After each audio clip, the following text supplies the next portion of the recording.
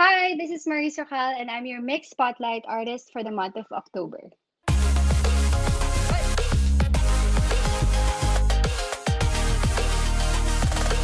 My love for music began when I was siguro mga 5 years old.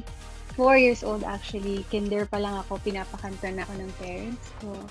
And music has always been a huge part of our family. My dad, my mom, they sing. My brother has a band, my sister as well.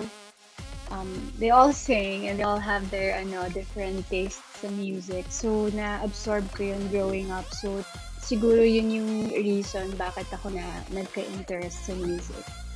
Growing up, I had this vision na maging doctor. I want to be in that field kasi feeling ko it's such a special job, 'di ba? To be able to take care of patients, ganyan. So, yun talaga yung vision ko. But then, life happened. Ang daming surprises. Hindi ko akalain na mag-audition ako sa PBB and all. So, na-divert ako sa path ng showbiz. And sa music side naman, nagsusulat ako, but like, hindi ko talaga inisip na magiging career ko siya. I like singing, I like playing the guitar. When I was 18 years old, I wrote my first song. That was a huge breakthrough for me kasi parang wow, I finished the song. Hindi ko akalain na makakasulat ako ng song. But hindi lang siya song eh. Hindi lang siya yung parang basta na lang natapos. It's actually, like in my opinion, it actually sounds great. So dun ko na-discover na, oh, okay. So I have this talent pala na nakakasulat ako ng song. And then I was just waiting for the right opportunity na ma-showcase ko yun.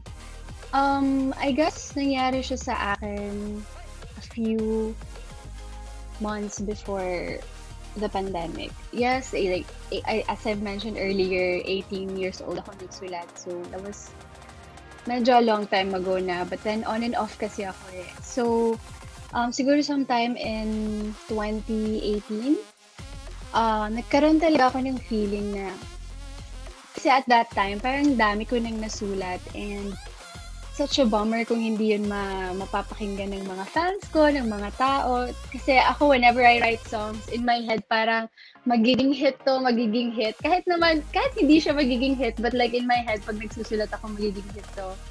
So, may ganun akong imagination. Yun yung nag-motivate talaga sa akin na dadamihan ko yung songs ko, gagawa ko ng maraming albums na like every album, yun yung idea ko, like dugot pawis ko nandun. Parang ganun na mga moment nung 2018 talaga. And then that was the time na na-meet ko rin yung head ng Balcony, which is si Rico. Siya very supportive sa music. And he always pushed me to write. So, ayun, yun yung very lang siya, very recent, but it was very unforgettable. Siguro lahat sila, but I have to thank this one person na nagregalo sa akin ng notebook. Birthday ko noon, binigyan niya ako ng notebook. Fan siya. Nasa isang get-together kami. Bigla niya lang ako sinabihan na magsulat ka ng song. At that time, hindi pa ako nakakasulat. Nag-challenge ako kasi binigyan niya ako ng challenge. Pagkatapos ng get-together, umuwi ako sa bahay, tinignan ko lang yung notebook.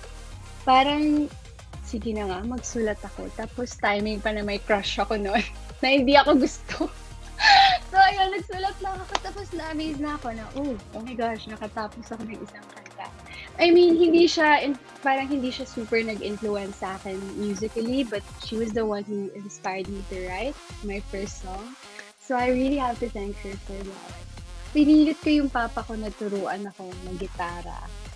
And yung pinakauna na song na naaral ko was More Than Words by Extreme, which is a very common song kapag high school na tugtugan. And yeah, yun, gitara, tapos si Papa yung nagturo sa akin. Well, yung first time na nag-perform ako in front of the crowd, sa church siya actually. bata pa ako, siguro kinder pa ako. Yung ate ko kasi nasa isang choir. Lagi niya akong bit-bit pag may Sunday mass, ganyan. So, dun ako na-expose sa, like, kumakanta sa harap ng mga tao. And one time, binigyan ata ako ng microphone para makisali lang sa choir. So, yun, kumakanta-kanta ako sa simbahan. Tapos, like, growing up, nasanay na ako doon. And, like, yung papa ko laging may gathering sa bahay. Meron kasi siyang mga barkada na folk singers. So, lagi nila akong pinipilit na kumanta sa harap nila. So, ayun, yun yung mga moment na makakakanta ako sa everyone. But I was really enjoying it. It made me happy singing in front of everyone. Tapos, nadala ko din yung ganung ugali sa school. So, I'm always in mga intermission numbers, sumasayaw, kumakanta. So, dun na ako not naman nahasa, but nasanay lang na mag-perform. Wala na ako ibang term na maisip, pero kumapal yung mukha ko doon.